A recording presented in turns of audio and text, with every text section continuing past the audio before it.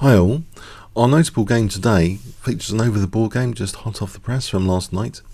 I was playing an away match for Barnet Elizabethans against Wanstead 2 in the North Circular Chess League. Okay, so I was playing black d4. It was a 10-second increment, and I think we're given 90 minutes each with a 10-second increment. Actually, I'll get the exact details of the time control after. But okay, so knight f6. He played bishop f4, so he's setting up the London system here. I played b6, trying to influence the e4 square, e3. Bishop b7, so yeah, I'm just setting up against the e4, knight f3. e6, yes, I'm resisting a fianchettoed bishop here. Knight bd2, bishop e7, I might be threatening knight h5 here. If there's a routine move like this, maybe this is useful for black to try and get this dark square bishop. So I made provisions for that with h3 to tuck it in there. Annoying. So I castle bishop d3.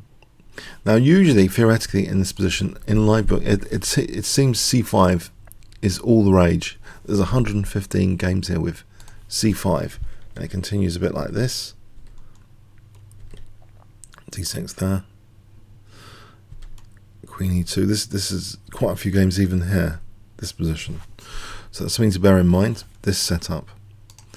I played slightly rarer d6 here. There's only 12 games with d6. Okay. Now, the game continued. c3, so he's got that London system triangle. And he kindly, after the game, also showed me a system with black where you can get a reverse London system. d4, d5, c4, bishop f5. I'll have to check up the name for that after, unless I can do a quick Google search. What's the name for that? The Baltic Defence. Yes, I have to check out the Baltic Defence. I might use it in Blitz myself. But anyway, aside from that, so he's a London system fan. And yeah, I've said some things about the London system quite a lot over the years. It has been a dull, solid, boring opening. I asked on Reddit recently, what do we mean by solid when someone plays solidly? And there was some interesting comments, including sometimes solid is okay as long as it's not passive. So that's one thing to look out for, is either side passive. Well, is white passive? He's solid, but is it going to be passive? Knight bd7. I play. He castles rook e8, so I just want to gradually play for e5, e4. In fact, for a moment there, I thought I might have missed a tactic in this position, because there's a loose piece on d3 to e5, but it doesn't quite do it. If knight takes, then I'm winning that bishop, but it doesn't quite do it, because bishop takes, knight takes, and even here, if queen d5, hitting g2, just knight here defends e5 and g2. It doesn't quite work, I believe. So rook e8, comma, just playing for e5 to shut down this London system bishop, this dreaded bishop, the torture bishop. Bishop f8, e4, e5. Okay, I want him to play d5. I think that would be a nice King's Indian style position, but he plays rook e1, keeping options open for taking and things like knight c4. And I thought, light square play, I thought, is the name of the game for white. g6, queen c2. I play for dark square play on his f4 in particular. I think this is reasonable. It seems like the only Achilles heel, in fact, of white's position, at f4 to start to work on f4 here. He plays d takes e5, d takes e5, keeping things open, and knight c4, putting the pressure on e5. I don't really want to play a weakening move like f6. If I did, I thought this is quite delicious for white, this sort of position. Knight e3 is looking forward to lots of light square weaknesses and taking over the d5 square later, maybe even exchanging this guy off. Can you imagine a massive knight on d5? Okay, so no, I didn't want to play f6, so I thought I've got to be very, very careful here on the light squares. He plays rook ad1. I play queen e7, getting out of the x-ray stuff. And now a surprising move, knight cd2. And actually on engine inspection in this game, you know, it reckons white's doing well, slight small advantage with knight e3, going into d5. And I thought this was the move. This is the move I was worried about. Yeah, I think white's play should be around the d5 square. So I think we're going on to the caricature of what is solid chess. It shouldn't be passive chess. That's the downside of solid chess. It's a little bit passive, this knight cd2. It's letting me carry on my dark square play. I play knight c5, so there might be a possibility even of putting a reinforced knight outpost. But of course e5 is a problem there. I can't step over across to f4 without dropping e5. Okay, so he plays bishop c4. I was a bit concerned about playing knight f4 here, because I thought maybe he just snaps it off and plays e5. So I kept that option open for a bit longer here with knight c5.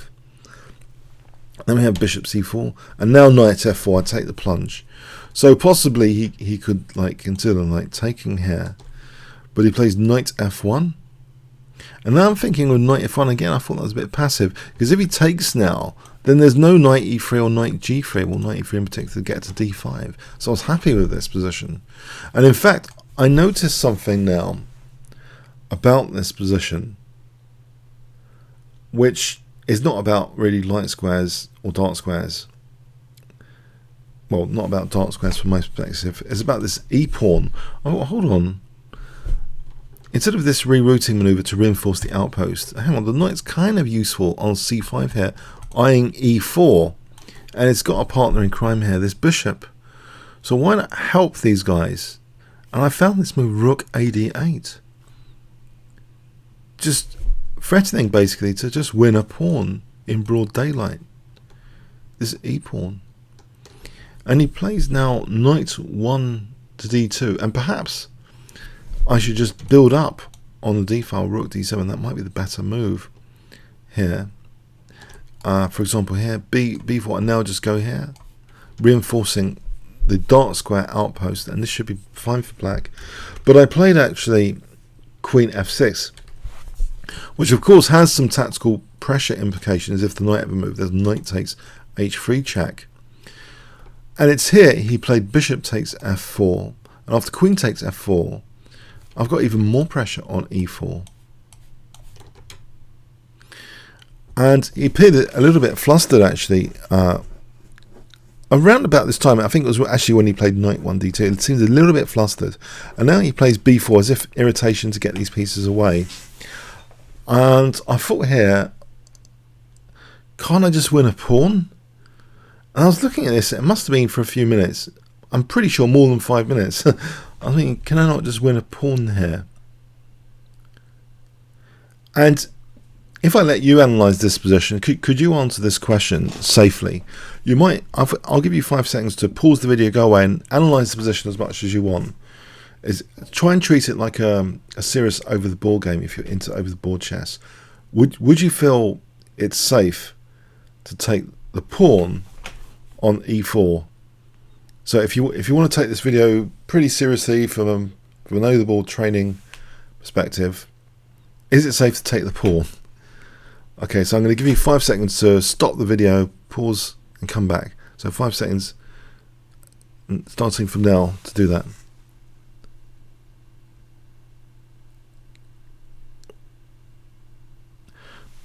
Okay, I did take the pawn because I didn't see a problem with it, but I don't know. It's one thing from the outset of this position. This bishop is pointing at f7, right? It's a forcing move, and we can say that forcing move exists all the time during this pawn winning exercise. This forcing move exists all the time. We can say that the bishop's not going anywhere during this exchange.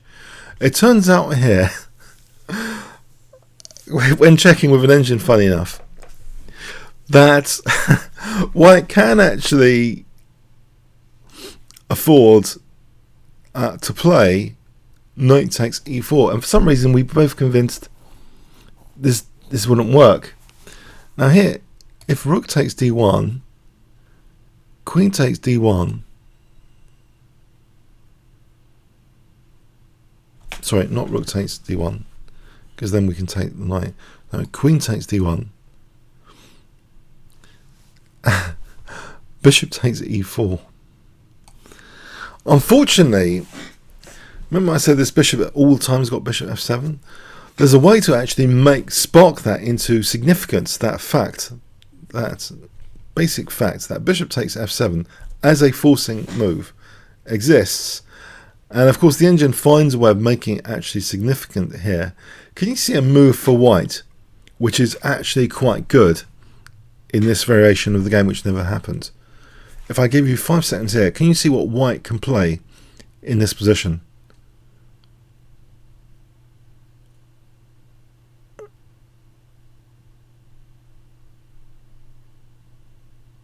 Okay, it seems that white can play rook takes e4.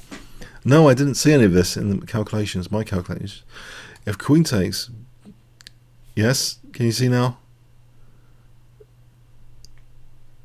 Bishop's hanging, so not knight g5, but bishop takes f7. It's going to be good for white. If it takes, then I'll lose the queen on e4. Nice check. Yeah, I didn't see this, and it's just good for white. You can take here, you can play knight g5, and you can even nab this h7 pawn apparently. That's a bit outrageous, isn't it? But the engine thinks it's pretty safe to do that here. Maybe the knight's just getting out later with h5, knight g5. Yeah, no, I didn't see that. And also, funny enough, even rook takes e4. Sorry, he played g3, but let's have a look at rook takes e4, bishop takes, knight takes, rook takes, queen takes, queen takes. We get the same thing. We get the same position kind of thing. Yeah. So it wasn't. I was convinced this was a good idea. Knight takes e4. I thought there was a pin on d1. I was convinced. But anyway, he plays g3, and this is a bad move. There's two ways for black to get an advantage. Either taking here, or what I played. Simply taking here is really good. For example, here's an engine line. Take on h3 even here. Better than bishop takes f3. You know, if king f2 takes, and this is just murder. The king's been brought up the board for a checkmate. So yeah, knight takes g3 is simple and clear cut. I was thinking about that. I guess I wasn't looking at the line where. What was I not looking at? I didn't factor in this position rook takes d2. Again, a limitation of calculation. So rook takes d2 is really strong enough. If it takes them with taking here, right? So no, I was just looking at the bishop takes f3 line. I was looking at the opposite colour bishops. So I thought maybe the other continuation is slightly better. And also I saw some possibilities of the f file being used by white, which is strange as well. So anyway, I ended up playing rook takes d2 because this looked really crushing. Because if knight takes d2, then queen takes f2, then knight takes g3 double check, mate. So I thought rook takes d2 was really an attractive move. Getting two pieces basically there, and this looks crushing. And I was concerned here about rook e3, but I thought in this position, hang on, I can get two rooks for the queen, and this should be a lot of fun. If the king steps over here, then knight e1 check with the queen. And if the king steps over here, well, I've got like 3 pieces, the exchange up there. This should be good, and I've got loads of pawns as well. Now I'm a pawn up as well. I don't even have to give up the queen here. I mean, I could just do something else. Maybe there's something even more crushing here. I mean, possibly. I mean, queen f5 might be. playable. But then I'm concerned about things like bishop d3, to be honest. No, I've got to be careful. No, so maybe in this position, knight takes d2, I'd have to seriously entertain it. It's 2 rooks for the queen. I mean, it can't be that bad there. So anyway, he played actually a shocking move I didn't expect at all, queen a4. And now I just simply accept his taking the rook. At first I thought, hang on, b5, is that an improvement? But I thought c6, but then he's got queen takes b7, in fact.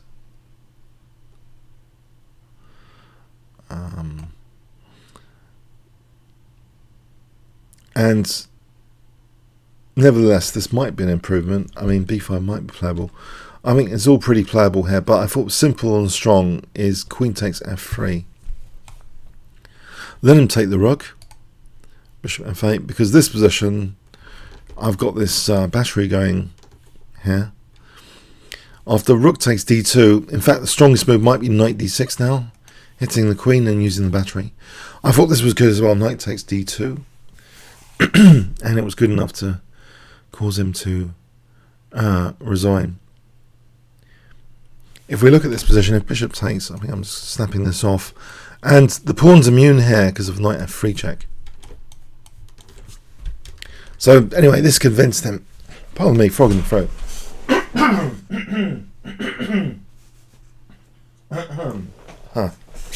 It convinced him to resign here. Yeah, so these engines, terrible. I thought I was winning a pawn safely. It turns out there's a sting at the end of the pawn winning exercise.